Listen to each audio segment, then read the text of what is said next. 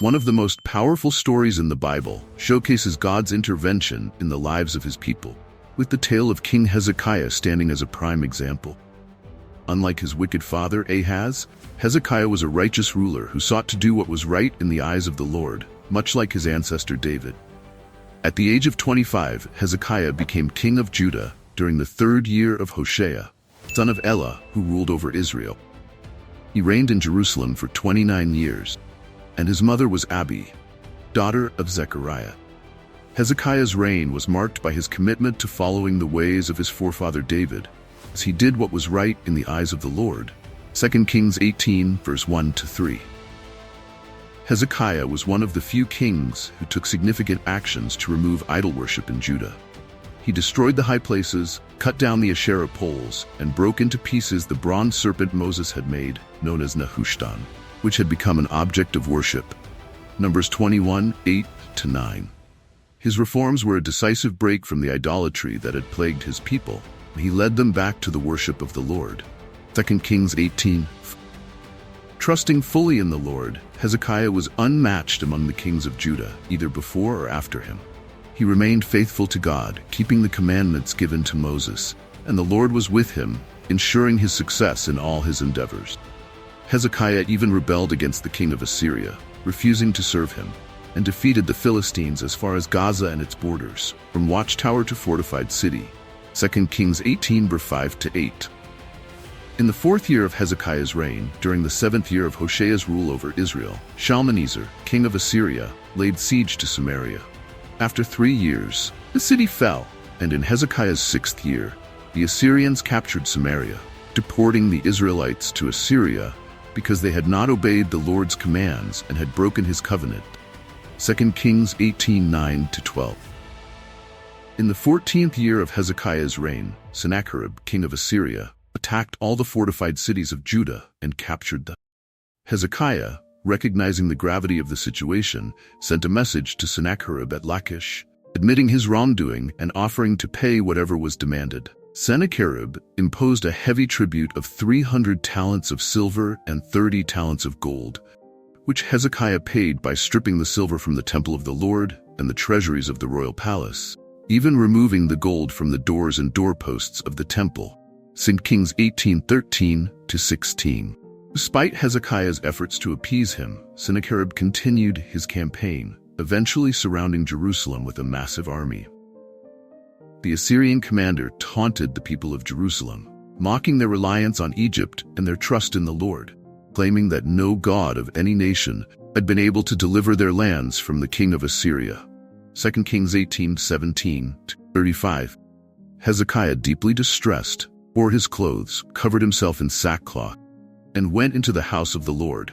He sent a delegation to the prophet Isaiah, asking him to pray for the surviving remnant of Judah. 2 Kings 19, verse 1-4. Isaiah responded with a message of hope, reassuring Hezekiah that the Lord had heard the blasphemous words of the Assyrian king and would respond. God promised to send a spirit upon Sennacherib, causing him to return to his own land, where he would die by the sword. 2 Kings 19, 5-7. When Sennacherib heard that the king of Ethiopia was coming to fight against him, he sent another threatening message to Hezekiah, mocking his trust in the Lord. 2 Kings 19, 8-13. In response, Hezekiah took the letter to the temple, spread it out before the Lord, and prayed earnestly for deliverance, so that all the kingdoms of the earth would know that the Lord alone is God. 2 Kings 19, 14-19. That night, the angel of the Lord went out and struck down 185,000 men in the Assyrian camp. The next morning, the people of Jerusalem awoke to find the dead bodies of their enemies. Sennacherib broke camp and retreated to Nineveh, where he was later assassinated by his own sons while worshiping in the temple of his God, fulfilling the prophecy given by Isaiah.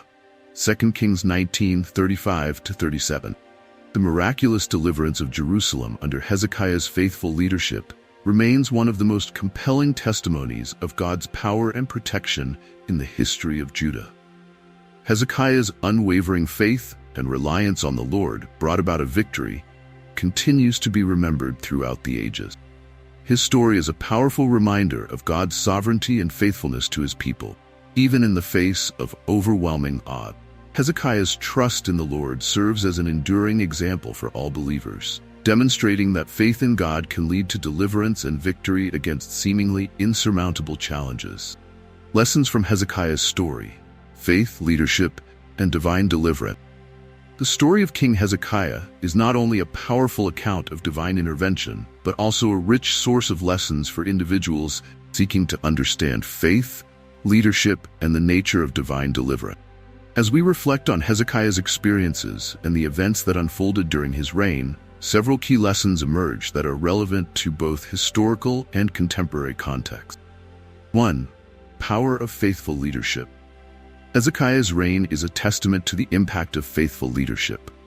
Unlike his father Ahaz, who was known for his wickedness and idolatry, Hezekiah demonstrated a profound commitment to God. His decision to remove the high places of worship, destroy the Asherah poles, and even break the bronze serpent, an object that had become an idol, revealed his dedication to purifying the worship practices of his people. Hezekiah's actions underscore the importance of leaders who prioritize spiritual integrity over personal gain, political expediency. His reforms were not merely symbolic. They were a direct response to the need for genuine worship and obedience to God. Leaders today can learn from Hezekiah's example that authentic leadership involves a willingness to challenge existing norms and make difficult decisions for the greater good. True leadership, especially in a spiritual context, is marked by courage, commitment to values, and a readiness to act on one's convictions. 2. The necessity of trust in adversity. The story of Hezekiah highlights the critical role of trust in times of crisis. When the Assyrian king Sennacherib besieged Jerusalem, Hezekiah faced a daunting challenge. Despite the overwhelming odds and the taunts of the Assyrian commander, Hezekiah did not succumb to fear or despair. Instead, he placed his trust firmly in the Lord, seeking divine guidance and intervention through prayer. Hezekiah's response to the threats of Sennacherib serves as a powerful reminder of the importance of maintaining trust in God, even when circumstances seem dire. His decision to lay the letter from Sennacherib before the Lord and to pray earnestly for deliverance demonstrates that trust in God can provide strength and clarity in moments of extreme difficulty. This lesson is particularly relevant for individuals facing personal or professional crises, reminding them that faith can be a source of resilience and hope when external solutions seem insufficient. 3. The role of prayer in seeking divine intervention. Hezekiah's earnest prayer is a central element of the narrative and offers a profound lesson on the role of prayer in seeking divine intervention. When faced with the threat from Sennacherib, Hezekiah did not rely solely on political or military strategy. He turned to prayer as his primary means of seeking help. His prayer was both an act of humility and a declaration of faith, acknowledging God's sovereignty and asking for deliverance from the Assyrian threat. This aspect of the story emphasizes the importance of prayer as a means of connecting with God and seeking His intervention in challenging situations. Prayer is not merely a ritualistic practice, but a powerful tool for expressing dependence on God, seeking His guidance, and inviting His action in our lives. For believers, Hezekiah's example encourages a robust and sincere prayer life, particularly during times of uncertainty and adversity. 4. The assurance of God's sovereignty and faithfulness. The dramatic conclusion of the story, where the angel of the Lord strikes down 185,000 Assyrian soldiers, underscores the assurance of God's sovereignty and faithfulness. Despite the overwhelming military power of the Assyrians and their confident threats, God demonstrated that He is in control and able to protect His people against seemingly insurmountable challenges.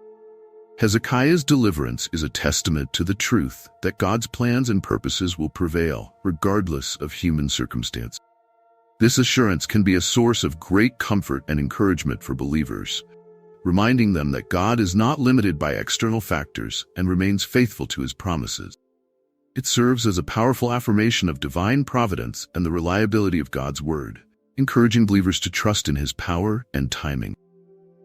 5. The importance of response to divine revelation.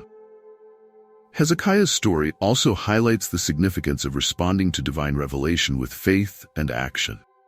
When Isaiah delivered the message from God, assuring Hezekiah that the Assyrian king would not succeed and would ultimately be defeated.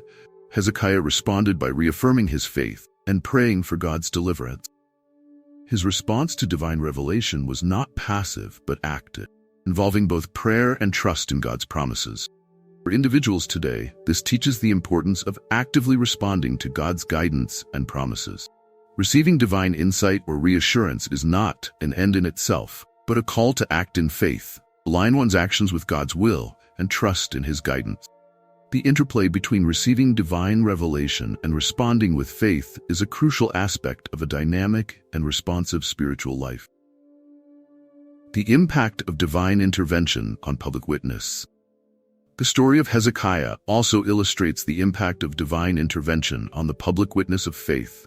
The miraculous deliverance of Jerusalem was not only a personal victory for Hezekiah and the people of Judah, but also a public demonstration of God's power and faithfulness. News of the defeat of the Assyrian army spread throughout the region, showcasing the God of Israel's supremacy over other gods and powers. This public dimension of divine intervention serves as a reminder that God's acts of deliverance and power are not just for individual benefit but also have broader implications for the witness of faith.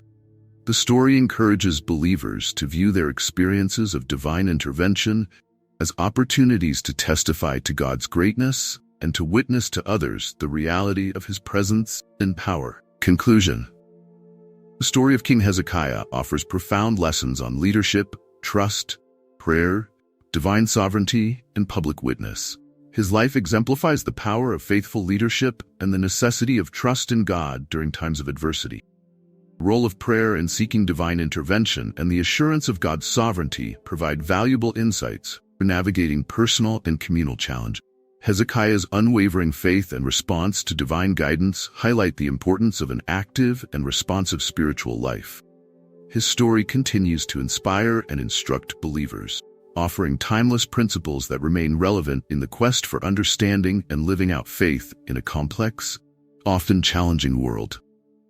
Through Hezekiah's example, we are reminded of the transformative power of faith and the enduring faithfulness of God, encouraging us to trust in His plans and to rely on His strength in every circumstance. In a turbulent period of Israel's history, when the Philistines exercised harsh dominion over the land, the story of Samson's birth unfolds. Endowed with a divine destiny, Samson is born under a solemn promise to become a Nazirite, consecrated to God's service among the people of Israel. Thread of hope woven by the hands of the Almighty, granting him unparalleled strength and entrusting him with a grand mission. The Book of Judges captures this epic narrative, revealing the extraordinary deeds of this sacred hero. The Israelites again did what was evil in the sight of the Lord, and the Lord gave them into the hands of the Philistines 40 years. Judges 13 verse 1. Amid this oppression, we are introduced to Manoah, whose wife bore the anguish of barrenness. There was a certain man from Zorah, the tribe of the Danites, whose name was Manoah. His wife was barren and had no children. The angel of the Lord appeared to her and said, "You are barren and have had no children, but you shall conceive and bear a son." Judges 13, 2-3. This event echoes earlier biblical narratives, paralleling the miraculous births of Isaac in the Old Testament and John the Baptist in the New Testament. The birth of this promised child carried the crucial mission of delivering Israel from the yoke of the Philistines. However, with this divine purpose came a unique condition. Unlike any other judge before him, the angel instructed Manoah's wife to raise the child according to the Nazirite vow, consecrated promise detailed in the Book of Numbers. The Lord spoke to Moses, saying, "Speak to the Israelites and say to them, when either a man or a woman makes a special vow, the vow of a Nazirite, to separate himself to the Lord, he shall abstain from wine and similar drink, not drinking vinegar made from wine, nor from any other fermented drink. He shall neither drink grape juice nor eat fresh grapes or raisins. All the days of his separation, he shall eat nothing that is produced by the grapevine, from seed to skin. No razor shall touch his head until the period of his dedication to the Lord is over. He shall be holy, letting the locks of his hair grow long." Numbers 6:1-5. This sacred commitment involved abstaining from wine and beer, as well as refraining from cutting one's hair. Interestingly, the angel also instructed Manoah's wife to avoid consuming wine or beer during pregnancy and to abstain from impure foods, restrictions that signaled the early consecration of her child to God's service as a Nazirite, even before his birth. Although she received this celestial message directly, the woman shared the instructions with her husband.